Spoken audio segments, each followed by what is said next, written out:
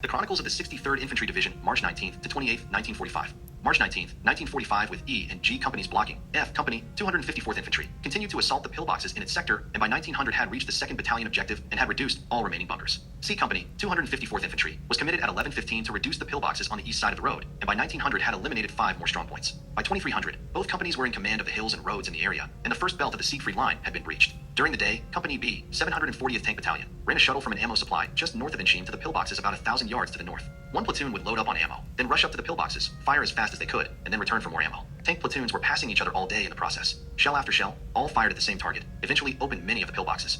All told, the 740th fired over 2,500 rounds in this period. All through the attack against the Siegfried Line, the tankers of the 70th and 740th Tank Battalions and the infantrymen and engineers from the 63rd Infantry Division singled out the exploitations of the 99th TH Chemical Mortar Battalion and its ability to provide smoke cover with pinpoint accuracy all along the line. POWS suggested that the large volume of smoke gave the attackers a significant advantage. Earlier on the 19th, the 255th Infantry had moved through a gap in the Dragon's Teeth in its sector north of Ommersheim at 0330. Company A advanced toward Hill 373.6 and by 0555 had cleared the pillboxes in the area. Company B moved through the A Company area at 0725, preceded and followed by the tanks from the 740th Tank Battalion. The P-47s from the 12th TAC bombed and strafed strongpoints on hills 346 and 400. The companies attacked the 2 designated strongpoints as Company C moved through to attack the Obentalerberg. As the day ended, all 3 companies continued the attack on their objectives, which were taken well after dark, and another section of the first belt of the Siegfried Line had disintegrated. German artillery of all calibers, from 210mm down to 75mm, rained down all day and well into the night. Fire was particularly heavy in Eschringen, Ommersheim, Ormesheim, and Ensheim, where at least 3,000 rounds came in on that town alone. The concentrated artillery fire continued until midnight, when it suddenly died down.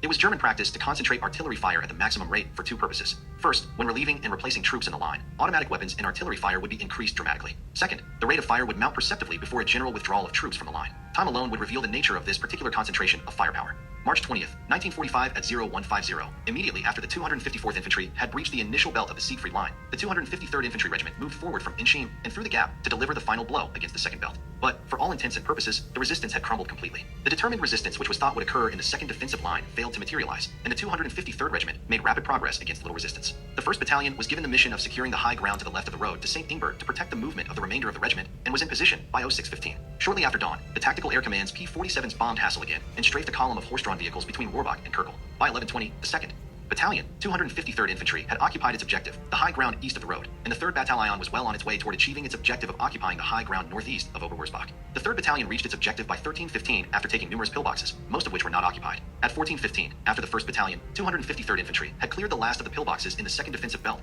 a troop of the 101st Cavalry Squadron passed through the positions to reconnoiter the routes into and through St. Ingbert. Shortly thereafter, the regiment was ordered into St. Ingbert. Similarly, the other 2 regiments of the 63rd Infantry Division met little or no resistance to their movements through Oberwurzbach, Niederwurzbach, and Hassel en route to St. Ingbert and Hamburg. The 255th Infantry had broken through the final defensive positions in its area, and the entire section of the Siegfried Line in its area had fallen. The 63rd Infantry Division had found a small patch of vulnerability between Siegfried's shoulders. The forward elements of Combat Command A of the 6th Armored Division then poured through the gaps in the German defensive line to further exploit this advantage. The other 2 combat commands of the 6th Armored Division remained in the 15 Corps area until the 45th and the 3rd Infantry Divisions finally severed the west wall line in their respective areas. In his book, Eisenhower's Lieutenants, Russell Weegley indicated, General Hibbs' 63rd Division of Milburn's XXI Corps on the American 7th Army left had struck the west wall immediately at the kickoff of Patch's March 15th drive, and for several days thereafter endured as hard a fight as any unit in Patch's army. Late on March 19th, however, the 63rd RD ruptured the main belt of the west wall. Patch thereupon instructed Hayslip to move a 15-corps task force through the gap opened up by Hibbs to come around to the rear of the fortifications that were still containing Hayslip's attacks.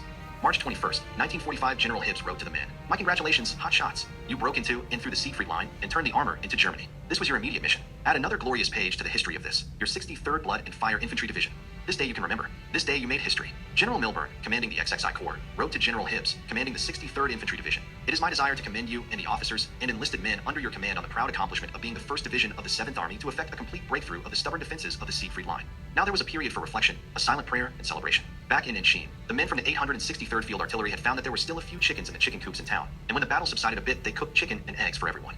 Since there were plenty of dishes in the abandoned houses, they ate off of dishes for the first time in a long while, and then threw them out of the window. What was the expression? Plenty more where they came from. The other divisions in the 7th Army which were attacking the Siegfried Line suddenly found that their circumstances on March 20th were much the same as those encountered by the 253rd Infantry, where the resistance which remained within the fortified pillboxes and supporting structures was either minimal or non-existent. The German Army Group G was attempting to withdraw from its west wall defense line rather than become trapped between the American 7th TH Army divisions which were attacking to the north, and the rapidly advancing American Third Army, which was moving to the east-northeast. Army Group G was directed to hold the Siegfried defense line for much too long a period, and the room required for an orderly withdrawal quickly disappeared as the Third Army occupied the cities of Merzig, Birkenfeld, and Bad Kreuznach. This lack of maneuvering room resulted in a disorganized rout rather than a disciplined withdrawal with a possible defensive stand on the east bank of the Rhine. Advancing elements of all 7th Army units had difficulty in maintaining contact with the retreating German divisions, and the 63rd was no exception. A new task force Harris was organized consisting of the 2nd Battalion, 254th Infantry, and a platoon of tanks. It moved by motor to Nunkirchen, Germany not France, where contact was established with the 65th Infantry Division of the 3rd Army. In the meantime, on the 21st, the 254th Infantry less Task Force Harris moved by marching 16 miles through Spiesen,